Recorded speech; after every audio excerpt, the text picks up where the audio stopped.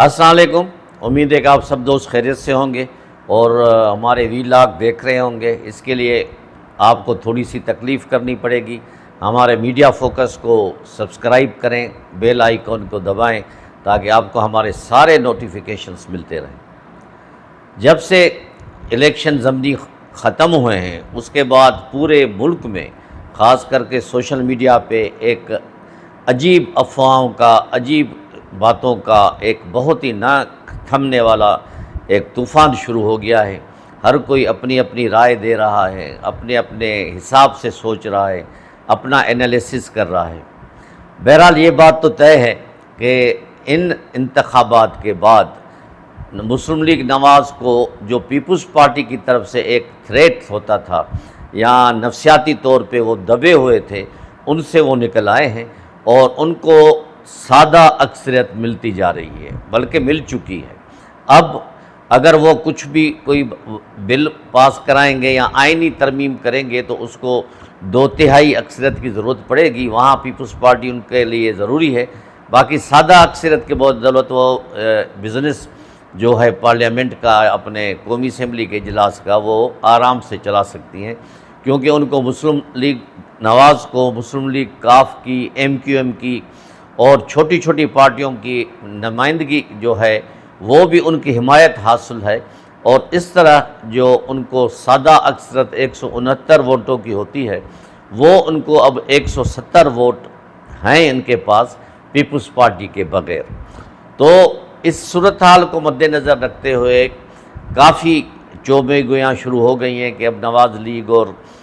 Peoples party میں تھوڑا بہت آپس میں جو کنفرنٹیشن ہوتا تھا وہ ہو سکتا ہے کہ بڑھ جائے۔ اور اس کی ایک صورت یہ بھی نظر آئی ہے کہ اچانک ان ضمنی انتخابات کے بعد مسلم لیگ نواز کے پریزیڈنٹ نواز شریف صاحب وہ اچانک میڈیا پہ آ گئے اور کل سارا دن وہ خبروں پہ چھائے رہے اور انہوں نے اپنی پالیسی بتائی کہ بانی کو جو لانے والے تھے، یعنی بانی PTI عمران خان کو لانے والے تھے، وہ سب سے زیادہ گناہ گار ہیں۔ مانا ان کا ڈائریکٹ اشارہ اس وقت کی اسٹیبلشمنٹ کی طرف تھا، جنرل باجوہ کی طرف تھا، جنرل فیض حمید کی طرف تھا، اور اس کے بعد انہوں نے کہا ہے کہ اب ہم ایسے لوگوں کو برداشت نہیں کریں گے، ہم اپنی سادہ اکثریت سے، ہم اپنی پلاننگ سے کام کریں گے، اور ان لوگوں کو جو ہمت ہی نہیں ہوتی اگر یہ اسٹیبلشمنٹ اس زمانے کی ان کو نہیں لے آتے۔ بہرحال ابھی تو وہ شروع ہوا ہے، 2 سال کے بعد اچانک نمودوار ہوا ہے نواز شریف، اور ان کی سیاست کو دیکھتے ہوئے پیپلز پارٹی میں بھی تھوڑا سا ہلچل شروع ہو گئی ہے۔ انہوں نے بھی سوچنا شروع کر دیا ہے۔ پریزیڈنٹ آصف زرداری دبئی جا کے بیٹھ گئے ہیں کچھ دنوں کے لیے، اپنے بقول ان کے کہ میرے ذاتی مصروفیات ہیں،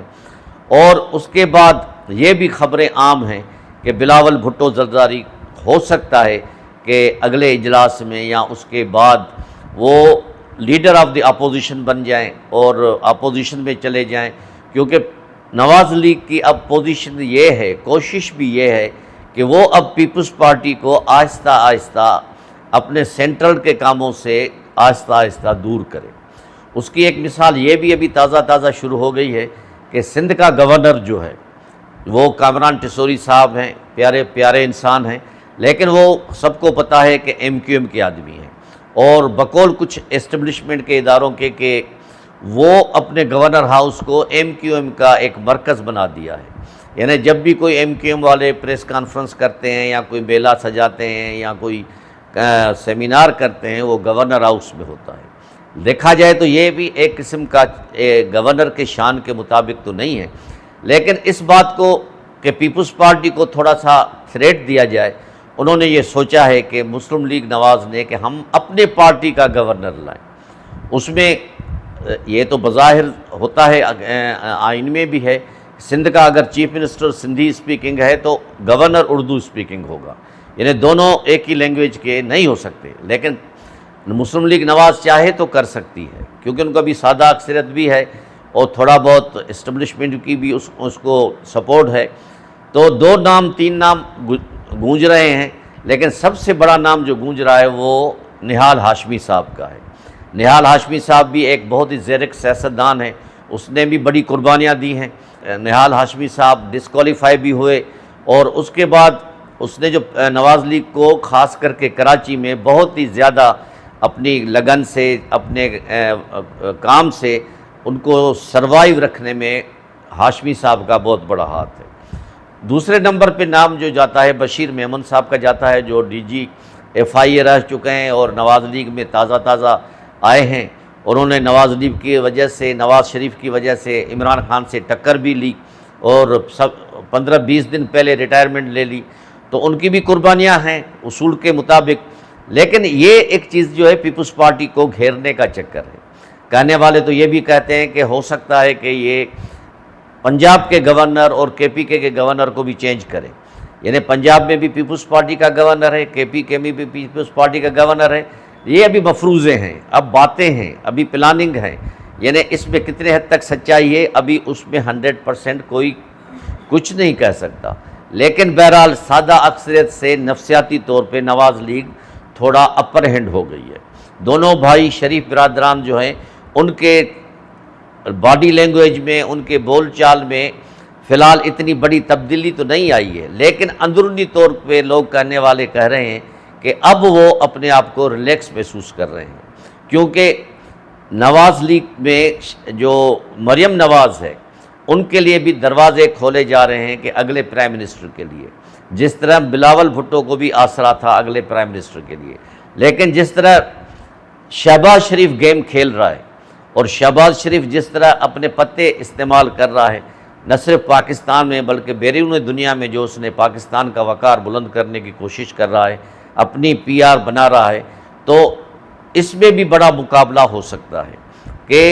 نواز شریف جو ہے یا تو بھائی کا ساتھ دیں یا بیٹی کا ساتھ دیں، تو اس میں بھی ہو سکتا ہے کہ آگے چل کے نواز شریف پارٹی میں، مسلم لیگ نواز میں خود بھی اختلافات پیدا ہو جائیں۔ لیکن یہ ایک مفروضے ہیں، باتیں ہیں جو ہو سکتا ہے کہ سچ بھی ثابت ہوں۔ لیکن اب پیپلز پارٹی کو،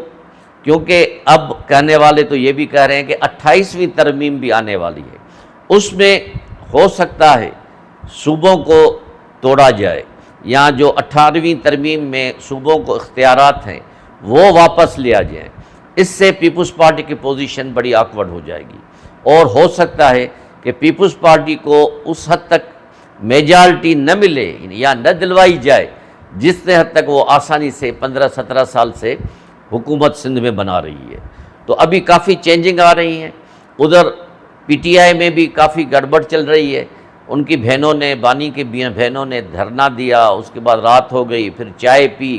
اس کے بعد آرام، سردی بھی اسلام آباد میں زیادہ ہے، آرام سے 300-400 کا مجمع جو تھا ختم ہوتے ہوتے آخر 50-60 تک بچ گیا، پھر وہ انہوں نے پولیس سے یا انتظامیہ سے مذاکرات کیے، دھرنا ختم ہو گیا۔ مطلب کہ سیاسی طور پہ پاکستان اس طرح اسٹیبلش نہیں ہے کہ اکنامی طور پر باہر کے فارینر آ کے انویسٹمنٹ کریں، کیونکہ آپ نے ابھی ورلڈ بینک کی اور آئی ایم ایف کی رپورٹ بھی دیکھی، جس میں کس حد تک پاکستان کو تھوڑا سا کرٹیسائز کیا گیا ہے، ان کی پالیسیز کو، ان کے بیوروکریسی کو، ان کے پالیسی میکرز کو۔ تو ایک لحاظ سے یہ بھی ایک پریشر پاکستان میں ہے۔ اوپر سے اگر یہ آپس میں نہیں بنتی، خاص کر کے پیپلز پارٹی کی اور ان کی نواز لیگ کی، تو اس سے پھر اسٹیبلشمنٹ کے لیے دروازے کھل جائیں گے، پھر جمہوریت بھی نہیں رہ سکتی، ہو سکتا ہے۔ تو میری یہ گزارش ہوگی سب سے کہ ابھی تو 5-6 سیٹوں کا رزلٹ ہے، ابھی تو دہلی دورست ہے۔